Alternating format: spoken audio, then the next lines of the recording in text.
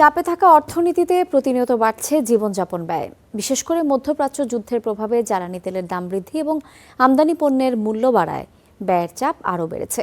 ফলাফল হিসেবে এপ্রিলে মূল্যস্ফীতি ছাড়ালো আবারও 9%-এর ঘর। যদিও অর্থনীতিবিদরা বলছেন সার্বিক পরিস্থিতি বিবেচনায় এর চেয়ে বেশি বাড়ার কথা থাকলেও তা হয়নি।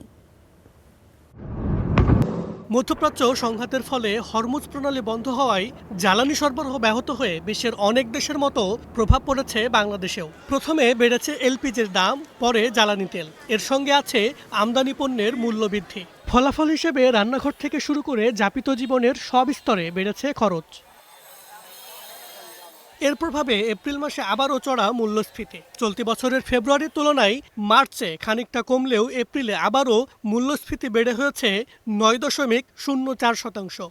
ইম্পোর্টেড র মেটেরিয়াল, ইন্টারমিডিয়েট গুডস এবং একই সঙ্গে যে বিভিন্ন ক্যাপিটাল মেশিনারিজ, তো শিল্প পণ্য এবং ফিনিশ গুড যেগুলো ইলেকট্রনিক্স সেগুলো আছে। তো সব মিলিয়ে আসলে ইম্পোর্টেড গুড যেগুলো, তো সেগুলোর দাম যেহেতু বেড়েছে এবং সেটার আমদানি খরচও বেড়েছে, এই কারণে কিন্তু আসলে সার্বিক একটা মূল্যস্ফীতি হয়েছে। শহরে জীবনযাপন ব্যয় বেশি হলেও পরিসংখ্যান ব্যুরোর তথ্য বলছে মূল্যস্ফীতির চাপ বেশি গ্রামাঞ্চলে।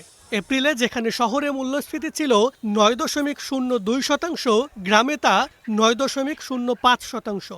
এদিকে এপ্রিল মাসে খাদ্য মূল্যস্ফীতি 8.39% হলেও খাদ্য বহির্ভূত মূল্যস্ফীতি বেড়ে হয়েছে 9.57%।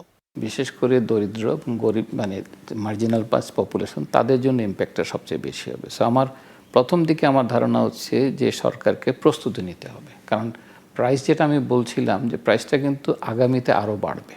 বিশ্লেষকরা বলছেন বিশ্বজুড়ে যে পরিস্থিতি তৈরি হয়েছে তার প্রভাব বাংলাদেশেও পড়ছে।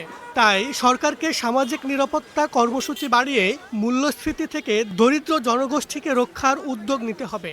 এই মুহূর্তে আমাদের জ্বালানি তেলের দাম আসলে বৃদ্ধির আর তেমন কোনো সম্ভাবনা নেই, কিন্তু বিদ্যুতের দাম যদি আরেক দফা বেড়ে যায় তাহলে আমাদের উৎপাদন খরচ বাড়বে এবং আমাদের প্রতিযোগিতার সক্ষমতা যেটি সেটা কিন্তু কমে যাবে, মানে আন্তর্জাতিক বাজারেও কিন্তু আমাদের একটা চাপ তৈরি হবে। তো সেগুলো একটা বড় চিন্তার বিষয়। তো সব মিলিয়ে এই মুহূর্তে আসলে মূল্যস্ফীতি কতটা কম রাখা যায়, তো সেটি আমাদের একটা নীতি কৌশলের অগ্রাধিকার হতে হবে। এদিকে মূল্যস্ফীতি 9% ছাড়ালেও এপ্রিলে মজুরি বাড়ার হার ছিল 8.16%, অর্থাৎ মানুষের প্রকৃত আয় কমেছে। মাহাবুল ইসলাম, স্টার নিউজ, ঢাকা।